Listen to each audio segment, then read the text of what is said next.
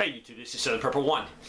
I did a couple videos and I brought up the subject of non-lethal, and a lot of people's attitude in the comments, well, if I can shoot him, I'm just going to shoot him.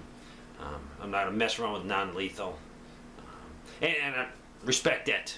Let me give you a couple scenarios. What would you do? Alright, and everything was pretty much under not Mad Max yet. If it's Mad Max, it's a totally different subject. But still, the non-lethal gives you some options. Let's hypothetically say your little subdivision and a few guys put a very crude barrier up at the subdivision road, and 20 guys come along. You can tell they're probably up to no good. You see no weapons though, but maybe they have no firearms, but they might have a baseball bat or two, lead pipe, big stick, and they come up to your barrier. And your barrier's on a public road, and it's not Mad Max, but you can't get the police there, and you know you don't want them inside your subdivision, and a couple of them start climbing over the crude barrier you put up, and the barrier's put up on public property. What are your options? I'm serious. The guys that say non-lethal, nah, don't use it, you can let them climb over and walk through your community, that's for sure. Or you can confront them with AR-15s. So you're going to shoot these people as they come over a homemade barrier on a public space. It's not totally Mad Max yet. You got to live with yourself. You got to shoot them. Then you shoot them. Non-lethal gives you another tool in the toolbox. This is moving at 1,476 feet per second, rubber buckshot. This is moving a lot less at 885 rubber balls. And then you have these baton rounds. Non-lethal gives you the opportunity to take the wind out of their sail, especially of the first couple guys that are trying to get over your barriers. If you hit them, I've test fired these. I definitely don't want to get hit with them. I've actually shot bears with some of these, and actually the wildlife guys said to use a low bird shot, but I would rather shoot them with the rubber buckshot or the slugs, just because I don't want to hurt them. But I can definitely tell when I hit them. So if I hit someone coming over a crude barrier with this, I'm hopefully going to stop his advance, and I don't have to use lethal rounds. If I don't have that, I have two options. I can't go hands-on with 30 guys or 20 guys trying to cross the barrier if I only got 2 or 3 guys there watching that entrance. That ain't going to be done. You're going to have your firearms taken away, and you're going to be beaten to death or shot with them.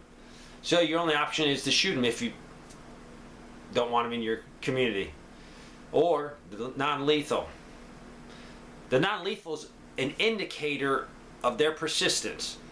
If they're that persistent after you shoot a couple with non-lethal, they're going to have effects on the person. Then that's going to give you a mindset that, hey, these guys are seriously wanting to get in here and probably do harm. Never use non-lethal unless you're being covered by lethal. If it's just you and a couple bad guys, a lot of times you can't use that unless you can really transfer fast from non-lethal to lethal. And in my case, if I used non-lethal and I had to, I'd just drop that shotgun and swing an AR-15 up, and that'd be my lethal. So that's one scenario. How about this scenario of someone in your community doing something bad and you need to detain him? He doesn't warrant just being executed on the site, but you need to restrain this person.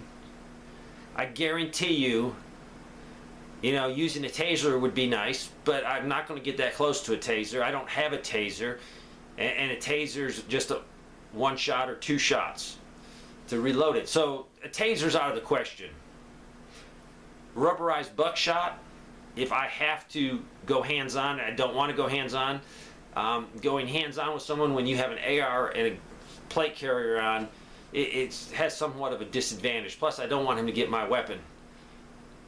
But if I need to restrain this guy, if I fire 1 or 2 rounds into his shins and his upper thighs, I'm going to take the wind out of his sail. He is going to go down. It will let me easily get some restraints on him. If I don't have non-lethal, I have two options. I can shoot him point blank range and kill him, or I can try to grab him and go hands-on, which is not recommended to do. Especially if you only have one or two guys. Even three guys, it's not good to go hands-on. This guy might be huge. So non-lethal is another tool in the toolbox. How about if you have a guy high on drugs? If you ever seen someone on drugs, it takes like 10 guys to get him in cuffs. I would rather be able to use some non-lethal and put some rounds into him and take the wind out of his sail, which you might not be able to with some drugs, but it just gives me an option. I've used non-lethal. It works wonderful. It almost has the effect of firing real rounds on someone, because the rest of the people in the crowd hears the gunshots, and usually they move backwards. Not many people run forward. In a grid down situation, you're going to have a lot of people not even thinking straight. They're dumber than dirt. They're not prepared. So they might be acting not in a sane manner. So if I have that non-lethal, don't think that I'm not going to just use non-lethal all the time. It's a tool in the toolbox. When necessary, the non-lethal is gone and put down, and then lethal is used. I would recommend, if you got non-lethals, to take an old shotgun that you would use, get some blue spray paint, and paint the foregrip and the stock blue. Only non-lethal goes in there. Never, ever, ever any lethal rounds go in there. That way you won't have a mistake. So, for those that don't like non-lethal, don't use non-lethal. Don't have it. At least I'm going to have an option if I have to. Thanks for watching.